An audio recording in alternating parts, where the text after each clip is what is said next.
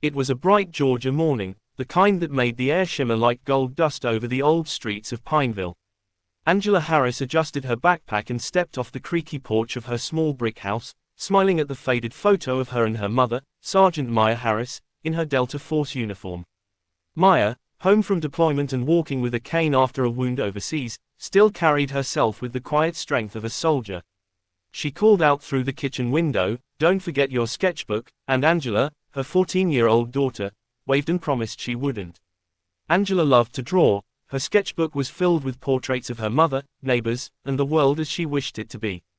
On her way home from school that afternoon, she took the shortcut through Oakwood Lane, the sleepy street lined with maple trees.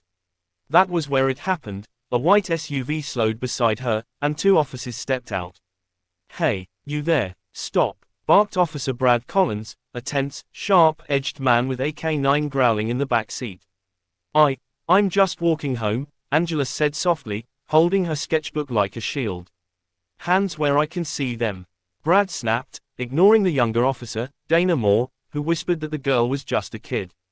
Angela raised her hands, but the moment she took a small, nervous step backward, Brad shouted, "She's resisting," and unleashed the dog. The animal lunged, teeth flashing, and Angela screamed as she fell.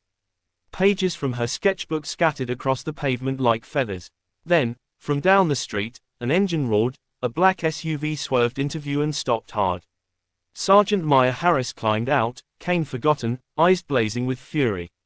"Get that dog off my child," she commanded, her voice that of a soldier, not a civilian. Even the dog hesitated. "Mom, back off," Brad yelled, hand twitching near his gun. "That's my daughter," Maya shouted, kneeling beside Angela, pulling her close, trembling but protective. When she looked up, her voice was low and dangerous. "You touch her again and you'll regret it." Brad's face twisted. He ordered her to put her hands up. She did, slowly, dog tags glinting in the sunlight. "You even know who I am?" she asked. "Sergeant Maya Harris, Delta Force, U.S. Army. You just unleashed a dog on a child holding a sketchbook." Dana stared at the bleeding girl, whispering, "Brad, she's telling the truth," but Brad was unraveling. He called for backup, panic in his voice. Sirens wailed in the distance. "You can still walk away," Maya pleaded, voice calm and steady. "Just let me take my daughter home." But the sound of approaching sirens broke the fragile peace. "They'll think I lost control," Brad shouted. "Get on the ground." Maya refused to kneel again. She took one small step forward. "I said get down," he screamed. "Mom," Angela cried, and then came the sound of a gunshot that split the air. Dana screamed as Maya staggered, confusion crossing her face before the blood bloomed on her side. She sank to her knees, reaching for her daughter's cheek. "Don't cry, baby," she whispered. "You're okay." But the sirens grew louder, and Maya's voice grew faint. "Whatever happens, you don't stop drawing. You keep showing the world how beautiful it could be." Then her hand slipped from Angela's grasp, and the world went silent except for a child's sobs and the growl of a restless dog on its leash. The headlines came that evening: officer-involved shooting in Pineville. One civilian critically injured. No names, no faces, just another tragedy written in neutral ink. But in Pineville, everyone knew. The town fell quiet, neighbors pretending not to stare at the Harris house.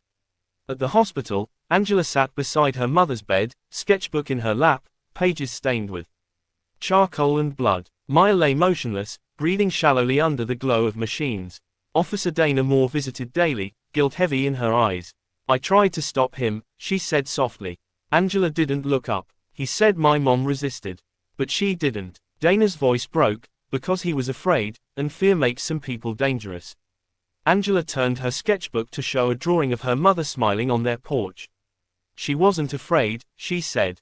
"Not even then." The next morning, the church was filled with silence as the flag-draped casket rested at the front. Pastor Williams said, "Sergeant Harris fought for her country abroad, but her final battle was here at home." Angela held her mother's folded flag, trembling beneath its weight, then placed her sketchbook gently inside the casket. "She said not to stop drawing," she whispered. "So I won't." When she closed the lid, the sound echoed through the church like a final heartbeat.